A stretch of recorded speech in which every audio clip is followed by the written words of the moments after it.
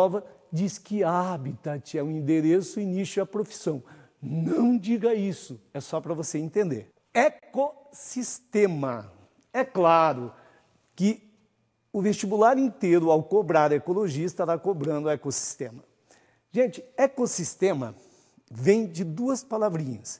Sistema ecológico. Só que fundiu as duas e deu ecossistema. O que é um ecossistema? Ecossistema é o conjunto, atenção, hein, da comunidade mais o biótopo. E o que é isso? Comunidade, você lembra que tem como sinônimo biocenose. Cuidado que alguns vestibulares falam biocenose.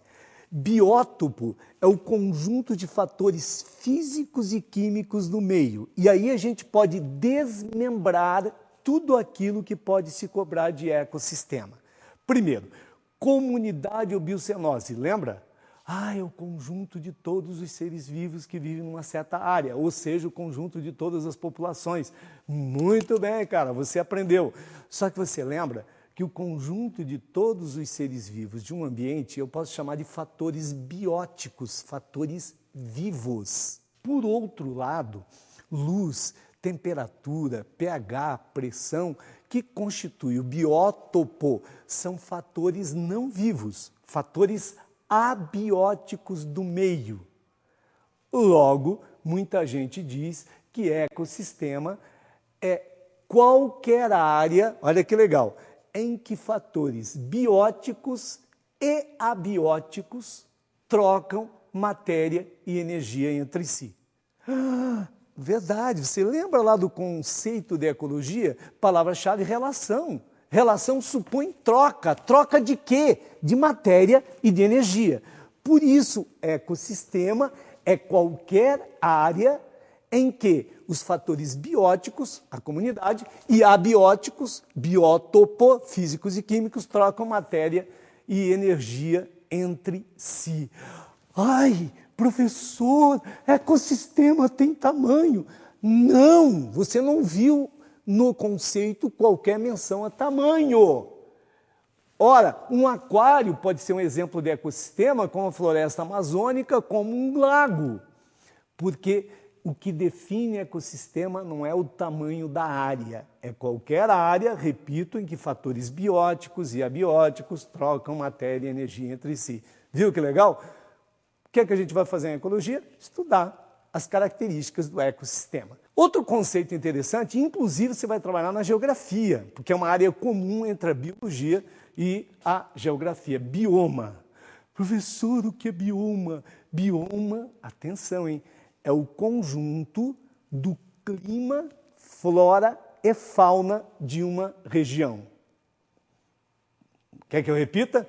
Clima, flora e fauna. O clima determina a flora, o clima e a flora determinam a fauna. E quais são os grandes biomas da Terra?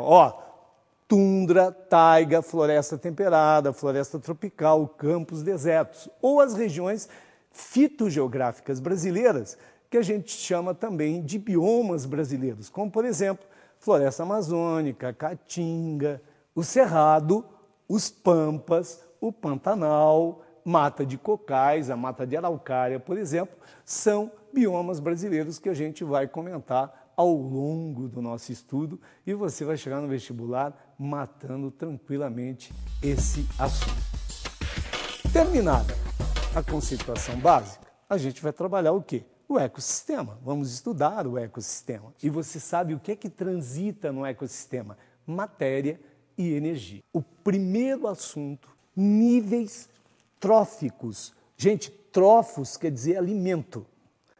Alguns autores chamam níveis alimentares.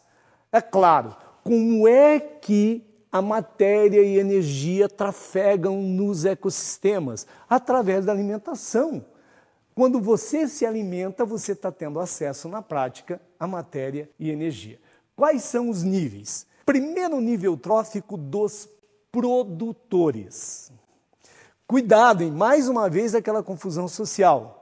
Pergunta, quem é produtor? Meu pai é produtor rural? Não, não é isso. Em ecologia, produtor é todo ser autônomo. autótrofo. Lembra? Trofos, alimento. Auto, produz seu próprio alimento. Como? Transformando matéria simples inorgânica em matéria orgânica. A reação fundamental para essa transformação chama fotossíntese. Normalmente, nós tratamos os produtores como fotossintetizadores. No entanto, raramente, mas já apareceu em vestibulares, alguns quimiosintetizadores como as bactérias. Logo, quem é produtor? Quem é autótrofo? Quem é autótrofo? Ou um fotossintetizador ou um quimiosintetizador. Legal? Agora, quais são os maiores produtores que nós temos? No mar, evidentemente, as algas microscópicas. Em ambientes aquáticos de água doce, agora, algas e fanerógamas. Que palavrão! Fanerógamas, aqueles vegetais com flores, gimnospermas e angiospermas.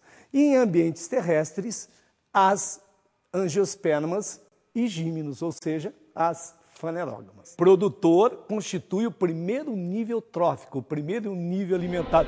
Está vendo tudo isso aí que está aparecendo no seu vídeo, cara? Está juntando tudo. A base de todos os ecossistemas, os produtores, meu amigo. Quem depende, direto ou indiretamente, dos produtores, chamamos de consumidores. E aqui é extremamente tranquilo, meu amigo.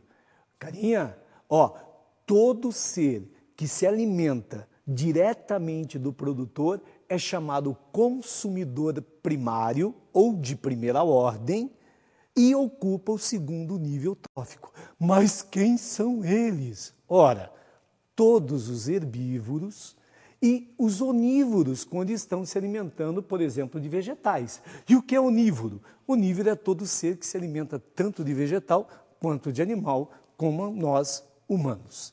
Gente, todo ser que se alimenta de um consumidor primário, olha que legal, não falei que era lógico? É chamado consumidor secundário e ocupará na sequência o terceiro nível trófico.